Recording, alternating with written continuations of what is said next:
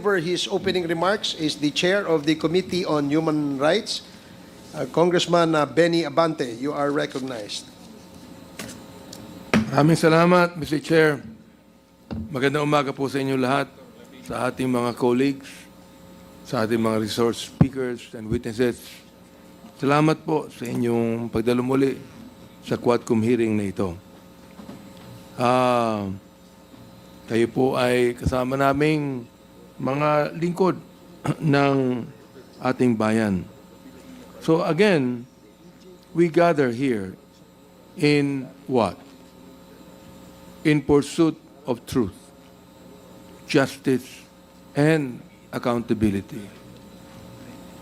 Kung meron man dito nagsasabi na we're gathered here because of politics, gusto namin humarap siya rito para sabihin sa amin Follow for directly. more.